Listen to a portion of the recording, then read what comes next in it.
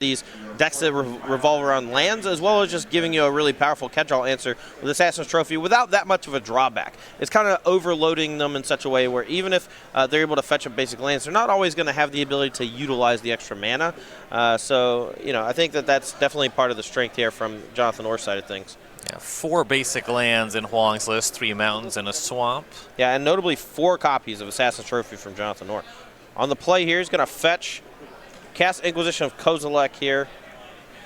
Let's see what he decides to take on this stocked one-lander from Bob Huang. Yeah, fetches basic swamp to 19, looking at a hand that is Bloodghast, Goblin Lore, Faithless Looting, Burning Inquiry, Flameblade Adept, Street Wraith, and Black Cleave Cliffs. Now, I think whatever Jonathan Orr takes here is going to basically signify what's in the rest of his hand. Because if he decides to take something like Flameblade Adept, that means he doesn't have access to a spot removal spell. If he takes something like Goblin Lore, Burning Inquiry, Faithless Looting, that means he's going to try to play for a much longer game. So it's going to be interesting to see what his decision is here. Yeah, the Flameblade Adept jumps out as me as the biggest potential disruption point, especially if you don't have a fatal push, you might have to go that route. Right, but even then, you're still kind of forcing Jonathan to use up his mana on turn 2 to take care of it, or else it's threatening to do, upwards of 6 or 7 damage if he decides to just shove all in with Burning Inquiry, Faithless Looting, and Street Wraith. There's a lot to be said about taking Goblin Lore because it's not card disadvantage, whereas Burning Inquiry and Faithless Looting are technically minus cards. But whenever I play a discard spell in a discard deck that's playing a fair game, I like to try to take the unique cards that strip my opponent of any real options. And if you take Burning Inquiry, Bob can just cast Faithless Looting. If you take the other one, it's fine. If you take Goblin Lore, it doesn't really do that much. But if you take Flameblade Adept, it restricts Bob's options on his first turn of play. Yeah, Adept was the take, so we'll go Bob's way. Plays Scalding Tarn. That was the card he drew for turn. Fetches down to 19. Interesting. Perhaps just wants to fetch Mountain, and he wants to save the Bloodstained Mire to fetch a Swamp. Goes and finds Blood Crypt. So the Bloodstained Mire can find both types of basics. True. He'll fetch to 17 here to find the Crypt. And he wants to keep those basics in his deck. Deck lists are face up here. Yeah, and if he's fetching and casting stuff like Faithless Looting and Burning Inquiry, giving your opponent that little piece of information that this is what I drew for turn doesn't really matter that much when your entire hand is about to change. So there's a cycle of Street Wraith, Huang to 15, and Faithless Looting will be cast. He would like to find a hollow one here. He does already have that Bloodghast. That's an easy discard, and he actually found a second one. He'll discard both of those. That's a pretty good hit for Bob Huang, and 2 Bloodghast could spell trouble for Jonathan Orr. Yes. So we'll be going back Orr's way, see exactly what he can do. He already knows that both of these Bloodghasts are coming back next turn if he doesn't interact with that in any way, as he knows about the Bloodstained Mire in hand. Verdant Catacombs will be the land for turn. Now, something like Scavenging Ooze here would be a potential threat in the following turn, but as we know, Bob Huang does have another land to play to get back both those Bloodghasts.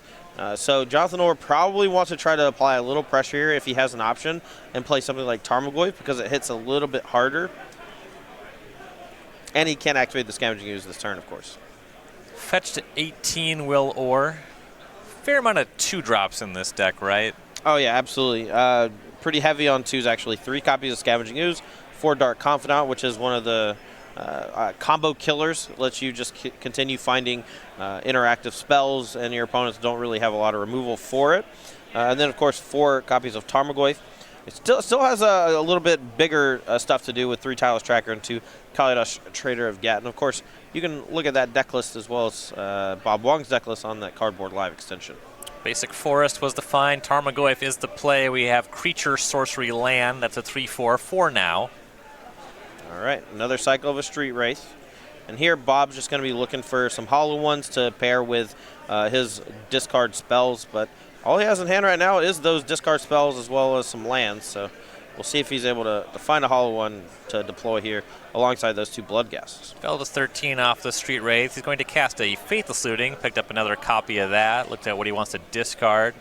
Looks like he's considering that Burning Inquiry. That one's quite a lot worse when you've already started going down on cards and you're making your land drops. Absolutely. And you know, and it is random discard as well, so it is worse than something like Faithless Looting in the spot, but it's so powerful on turn 1 because it's a one-card way to enable Hollow One, and though you might accidentally discard a Hollow One, a lot of times you don't. You just get a bunch of free 4/4s on the first turn. Burning Inquiry and Goblin Lore were discarded, and here's the Bloodstained Mire, Bloodghast jumping out of the graveyard. Now, Bob Huang here did draw Tasker the Golden Fang off of that Faithless Looting. Can deploy that here if he so chooses, but he may decide actually to use the Fatal Push he drew and knock this Tarmogoyf out of the park before it becomes worrisome. I think the easiest way for Bob to lose this game is to start taking big chunks of Tarmogoyf damage over the next few turns. So he's going to crack Bloodstained Mire, see if he wants to find that swamp now. Basic land might be good, and he does. He'll fetch to 12. Yeah, and that's why he kept the Bloodstained Mire over the Scalding Tarn. He wanted to fetch up black mana and red mana, so he could potentially hardcast a Bloodghast if he needed to later on, but also just wanted to make sure that he got to fetch up the basic swamp with the Bloodstained Mire, which the Scalding Tarn couldn't do. Lands on Fatal Push, so he's going to push the Tarmogoyf over deploying the threat. We'll go back to Jonathan Orr. Another discard spell from Orr is going to see a hand with a strong threat, as well as an enabler. Going to take the threat and hope that the enabler whiffs. Yep, Tassiger down, the hand left over at Goblin Lore and Scalding Tarn. Or down to 16, and another Dark Confidant. That is a nice follow-up.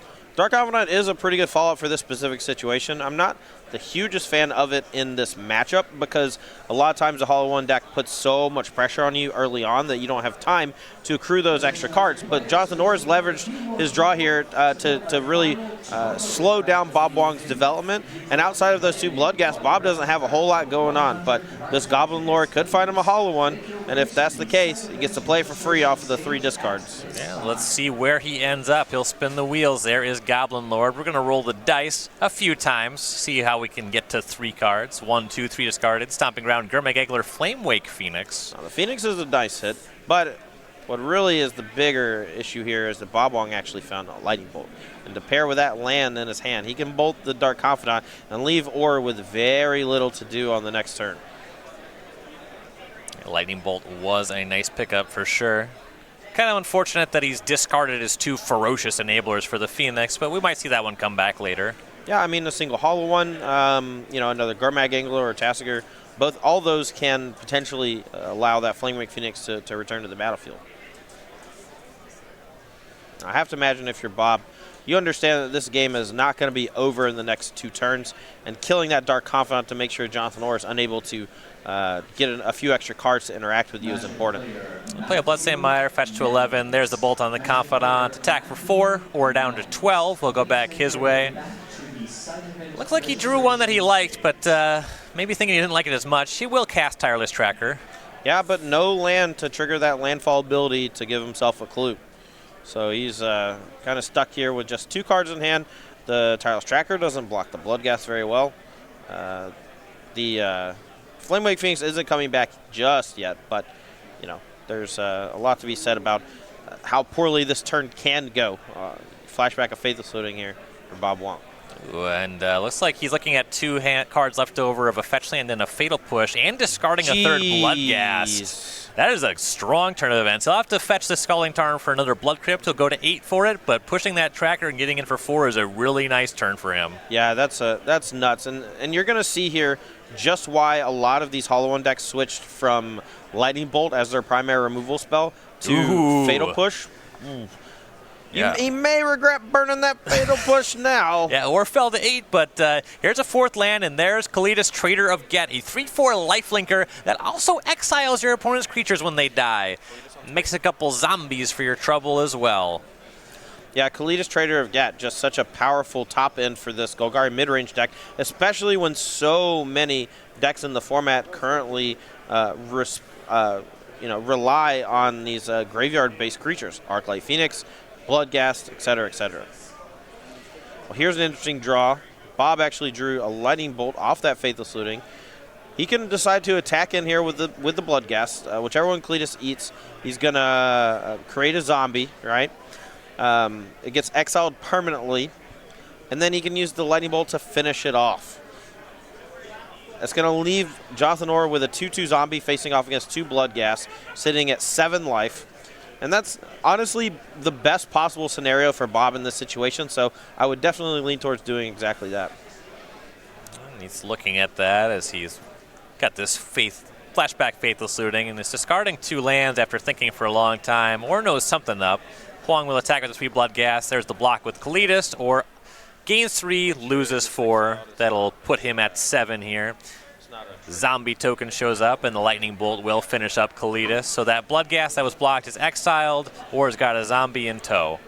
Yeah, Kalidas, a pretty interesting rules interaction. The exiling of the creature that dies is not a trigger. It's a must. The creating of the zombie is not a trigger. It's a must. Replacement effect. Yeah. And here comes Tarmogoyf. This one, let's see if it's a little bit bigger for instant sorcery land creature, I believe is what we're looking at.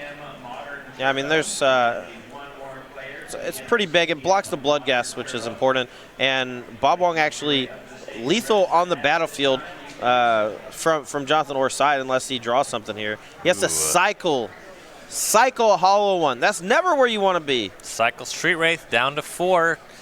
Needs something that can bounce this Tarmogoyf, which is now a 5/6 because of that cycled hollow one. That's true. That's true. Now, he could find a chump blocker here with something like another hollow one and cast it for 1 mana, a Flameblade Adept potentially. Sends in here, sends Jonathan Orr to 5. But it's also, I mean, it's so ridiculous how quickly the tables keep turning in this match.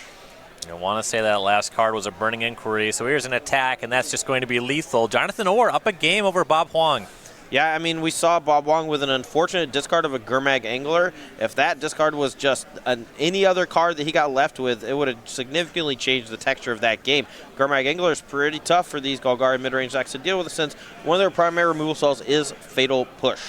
So our players are going to go to their sideboards for our Golgari mid-range players. The action he has: 3 Fulminator Mage, 2 Collective Brutality, 2 Nihil Spellbomb, 2 Surgical Extraction, a Damnation, a Damping Sphere, an Engineered Explosives, a Grafdigger's Cage, a Kitchen Finks, and a Nissel Vital Force. Wow, that main deck Kalidas was already really good, and now there's a lot of stuff to supplement his plan in the board. Yeah, it depends on how hard he wants to go on anti-graveyard stuff. I think that without Leyline of the Void from Jonathan Orr, he doesn't really have a way to completely shut down the graveyard mechanics of Bob Huang. Yes, Bloodghast and Flamewake Phoenix kind of come back time and time again, and having a way to permanently deal with those is nice. But so like Nihil Spellbomb seems like it's okay, but I wouldn't go so far as to bring in Surgical Extraction, costing yourself a card to potentially strip your opponent of one of those things. I don't think it's as worthwhile as it could be in some of the other graveyard-related matchups. Now, aside from that, the creatures that the Hollow One deck can deploy are quite large. Your removal spells don't always deal with them because a Fatal Push doesn't target anything that costs more than 4. Damnation could be a way for him to get himself back in the game if Bob's able to deploy multiple threats that are 4/4s or 5/5s in the first few turns. And then Kitchen Finks, I think, is just a fine blocker for those large creatures that can buy you some time, as well as gain some life in a racing scenario. That's about it. For as old as the card is, I'm constantly thinking about how good Kitchen Finks is. The card's just really powerful. Yeah, it does so much on its own. And then when you start pairing it with these weird little combos that exist in Modern, like Malira Sylvok Outcast or Vizier of Remedies, and I think there's even a newer one that I can't think of. I can't remember the name of, but I think there's even a newer card that does something very similar to these. I think it's like an enchantment or something that does it. Anyway. I believe you. Doesn't matter. But yeah, Kitchen Finks just a phenomenal card throughout Magic's history since Shadowmoor. Let's check out Bob Huang's sideboard. He has Spell Out into the Void, 2 Nihil Spellbomb, 2 Thoughtseize, 2 Ancient Grudge, 2 Engineered Explosives, a Fatal Push, a Liliana of the Veil, a Terminate, and a Shatterstorm. So from Bob Huang's side, there's not a whole lot against fair strategies, but he does have Liliana of the Veil, Terminate, Fatal Push, and luckily for him, a lot of the threats from Orr's side are 2 mana, so Engineered Explosives is actually quite good. I don't think you want any of the anti-graveyard stuff, even though you can potentially shrink a Tarmogoyf. It's just not worthwhile. But those removal spells are certainly solid, and you can trim, a little bit of your graveyard interaction so that you don't get hammered so hard by stuff like Scavenging Ooze, now a Spell Bomb, or anything else like that. So that's the players' sideboards. You can check out their main decks using that cardboard live extensions on your screens right now. Also posted on StarCityGames.com. And if you're looking for a place to play these decks, go check out Star City Games Game Night, where you can pick up our exclusives, tokens, and sleeves with our creature collection promotion. It's March right now. That means we're doing Veni, Vidi, Armadici. I saw, I armadilloed. Yeah, and honestly, I love the full art of this too, and you can check out the full art on those playmats. How do we get the playmats? I forgot. Why, you can go to go.starcitygames.com/creature collection. There it is. Check out playmat sleeves and player bundles. Look, it's like volleyball, man. I just toss it up, and then you spike just right into the sand. All right. Well, Vini Vidi Armadici, that's the March creature collection. We have a new one every month. Make sure you check that out every month at go.starcitygames.com/creature collection. Storied history of a lot of delightful animals. Some that I love, some that I loathe. Yes. Slobberin' Mile Driver comes to mind. No way. You can't hate Slobberin' Mile Driver. He did nothing wrong. His creator named him that. It's not his fault. That's true. Dogs, they don't go around naming themselves. That's true. Well, if they could, they'd just be like, bark. my name, nah. I actually bought some Slobberin' Mile Driver sleeves last time I was at the SCG Game Center because they were like $1 a pack. Wow, rude. No respect for the Slobberin' Mile Driver, huh? Needed to sleeve up some Keyforge decks, which I didn't really care about. Hey, sir, this is a Magic the Gathering broadcast. We don't talk about competitive card games here. Oh, that was my name for my Magic deck. Keyforge. I know Emma Handy's actually pretty big into Keyforge, right? Yeah, she was playing some kind of Keyforge tournament this weekend. A little bit. I think she lost a win in end, which is too bad. Oh, no. My favorite thing about that game is I don't know all the cards. I actually derive a lot of enjoyment from that. Yeah, I mean, one of my favorite things to do in Magic, actually, is to be handed a deck and just play. I like to play with other people's commander decks. Yes. Give I me actually did that earlier. Some guy came up and was like, hey, are you the guy from YouTube? I was like, yes, I am. Yeah, that sounds like me. And he's just like, you want to look at my commander deck? I was like, absolutely. And I looked at the general, and I looked at the top, 3 cards. And then I asked his friend who was standing next to him if he wanted to play. We played a good battle. There's an Esper Planeswalker that can be used as a general that has a -, ability. I forget the name of it. Is it that blinks. Freaky doll one? Yes. But it blinks permanent you control. And he used it with the Lavinia that detains everything. Ooh. And it detains your mana rocks, and they can't be activated. And I couldn't cast anything. And then I said, man, Commander sure is fun. Yeah, it sounds like a great time. Sure love me some Commander. I don't think I've ever seen an Azorius Commander deck that I thought was in any way enjoyable. Well, blue is dumb. It's just kind of a history of specifically oppressive commanders or annoying mechanics. Grand Arbiter Augustin. Yeah, he played one of those is it Magister Sphinx that shrinks your life total to 10. Just domed me for 30 on turn 5. Yeah, this is fine. Having a great time. Yeah, and then I could just never kill him because he just blinks it and makes his life total 10 if he needs it to be. Sharum the Hegemon, kind of like a popular prison commander. Popular in air quotes. Yeah. Great way to lose friends, actually. It's like we're seeing some mulligans here.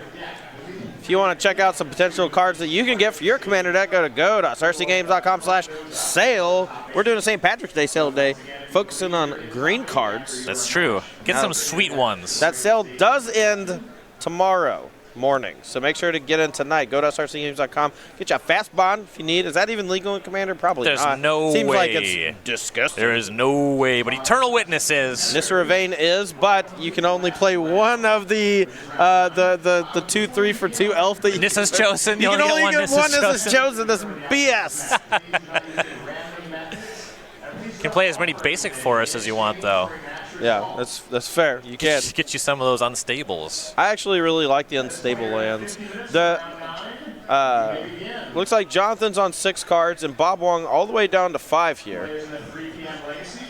These players getting ready, and Bob keeps, we're off to the races. Hollow One definitely a deck that tests your mulligan discipline. Yeah, I mean, you can't really keep a loosey-goosey with Hollow One. Even when you have, like, Burning Inquiry and stuff, a lot of times it just falls apart if you just hit poorly. But a 5er here, Bob Huang looks at the top, kept it on top. Going to get hit with an Inquisition, but not a lot to take that really matters. Yeah, we have a Mountain, a Hollow One, a Flamewake Phoenix, and an Engineered Explosives. Engineered Explosives, pretty clearly the pick. That one's going to hit the bin. Yeah, now Bob Huang, he left on top. If he finds a Burning Inquiry or something, he can get that Hollow One onto the battlefield. Update from our backup tables. Matthew Dilks, the 8 seed, did defeat Daryl Ehlers in the Amulet Mirror 2-1. Wow, that is impressive. On the draw in the true mirror in a racing scenario, Dilks maybe came up with a better draws, maybe came up with the better plays, but ultimately takes down his buddy Daryl Ehlers in the process. So on our game here, Orr shaped up. Forest to go with his Blooming Marsh, had a turn 2 Dark Confidant. Huang has run off some lands here, bolted the Confidant, played a Scalding Tarn, but not really doing too much. Yeah, did end up cycling that Hollow One just because he needs to find a bit of action. And ultimately finds that Lightning Bolt, which he uses to take down the Dark Confidant so it doesn't take over the game. But Jonathan Orr has a good follow-up here, Scavenging Ooze, which can grow quite large, get out of Lightning Bolt range, as well as protect Orr from those annoying recursive creatures like Flamewake Phoenix and Bloodghast. Land for turn was Hissing Quagmire, so no activation just yet, but as soon as he untaps, we have that Hollow One in the graveyard, has his own Dark Confidant, can get that one out of Lightning Bolt range really quickly. Yeah, absolutely. Now with Bob on 5 cards, things are not looking so good, but here we have a Goblin Lore. He gets to draw 4, discards 3 at random, and there's a chance he's able to deploy 3 Hollow Ones this turn if the last 3 cards in his hand are Hollow One. It's unlikely. It is unlikely. It's kind of like Jim Davis winning on a mulligan to 3. It's unlikely. But he did draw 2 Tron lands in the first 2 draws. That's true. In the first 2 turns. Made a show of it. The discards were Fatal Push, another Engineered Explosives, and a Flamewake Phoenix. Nice. Fatal Push on Scavenging Ooze. Yeah, that's what Bob needed for sure. Here, he's able to take care of all the threats so far that Jonathan Orr has been able to deploy, even though he's mulled to 5. This one's tough. There's a 4th land, Orr fetches to 18, and there's Kalitas, Trader of Get Again. Yeah, this is a tough one for the Hollow One deck to beat. Doesn't have a fetch land at the ready, so even if he's able to draw another Fatal Push, doesn't quite have the answer for the Kalitas. Can't even really afford to deploy a creature in the face of the Kalitas, because if it gets killed, that gives Orr a zombie and just exiles the creatures. It's just bad news. Huang drew for turn, cycled a couple Street Race. He's at 15. Now Faithless Looting. The hand was Bloodghast, Flamewake Phoenix to go with that. Looks like those 2 will be the discards. Bloodstained Mire is played. Bloodghast returned to the battlefield. That is aggressive. I am very surprised by that, honestly. But he's going to just keep deploying creatures. It looks like he has a Tasigur, the Golden Fang, which he can cast for 1 mana here if he so chooses. But he's going to spend 2 mana on it just so that he can delve fewer cards, so that if he draws another delve creature, he's able to pay for it easily if necessary. Yes, you see him crack Bloodstained Mire to 14. Already has 2 of his 4 basic lands on the battlefield. He's thinking about which one he wants to grab. Looks like he's considering the Swamp strongly, and that's what he finds. Yeah, now there's a chance that Orr just doesn't have a removal spell, and then that's, removal spells aren't that good against this deck. A lot of the creatures are resilient to it, and it's important for the Golgari midrange deck to make sure that its interaction is good the majority of the time that they draw it. So Fatal Push, probably not in the deck anymore, right? But Assassin's Trophy, since it does answer the bigger creatures, very likely there. And Bob Huang understands this, which is why he's deploying all these threats. So Assassin's Trophy is almost never going to target a Bloodghast in this scenario. It's always going to hit the Tasigur, for example. So very little fear here in deploying all these threats, and actually has 2 Flamewake Phoenix in the graveyard and can get back both of them, so my mistake on that one. Yeah, both of those coming back. It was a full delve for the Tasigur. The Phoenixes will come in and attack for 4, or down to 14. See if he has some removal spells. Start making some zombies. Yikes. Ooh, Maelstrom Pulse. Yikes. Both Maelstrom of the Phoenixes Pulse. exiled 2 zombies for Orr. Yeah, that is a huge blow for Bob Huang, and his chances of winning this game and tournament are dwindling fast. In the face of Kalidas Trader of Gat, two of his strongest threats that had flying are gone permanently thanks to the Kalitas plus Maelstrom Pulse. And if I'm not mistaken, he actually has a Liliana the Last Hope in hand, which he can use to snipe that Bloodghast as well. Thing is looking really good for Jonathan Orr as Huang draws up to 1 card in hand. I mean, honestly, this whole tournament has been a story about Jonathan Orr. He was the last undefeated at 10-0, actually defeating Matt Dilks in round 10. Just kind of cruised his way in the top 8, came in at 4th seed. And here, putting a hurting on Bob Huang. It's a flashback of faithless looting for Huang, a bunch of creatures in hand. Now, interesting, I think Bob Huang actually drew Fatal Push off of the faithless looting. He doesn't quite have Revolt yet.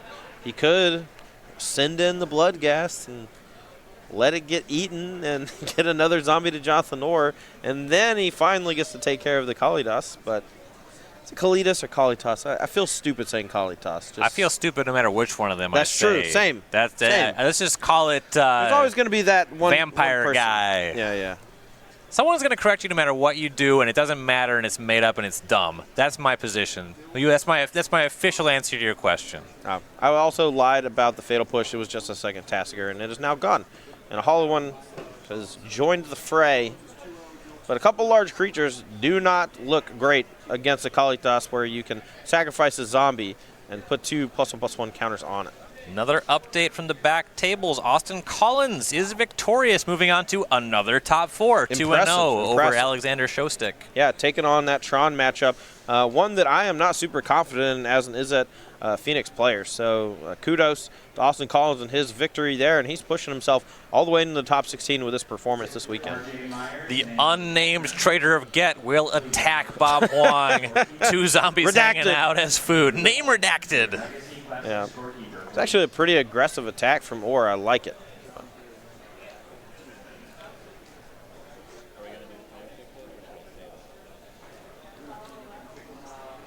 And there's an attack from Kalidas. There will be a sacrifice of the zombie. It is now a 5-power lifelink creature, so that'll swing things 19-9 in favor of Orr. All right, that Kalitas chunking in, gaining some life.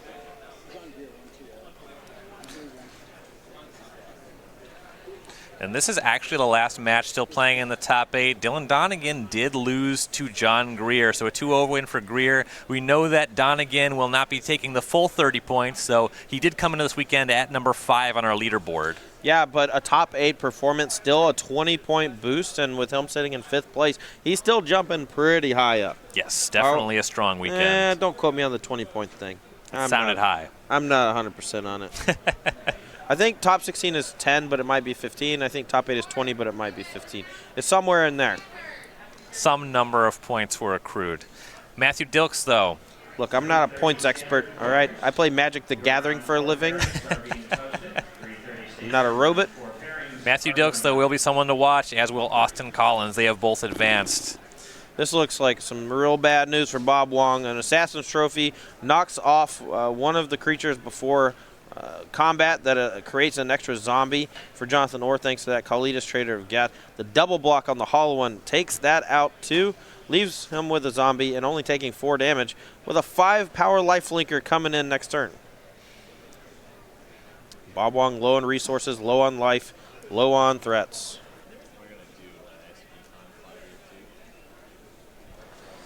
And the big thing about Kalidas is that it's just the sum of so many parts. Lifelink, exiling your stuff, making your own threats.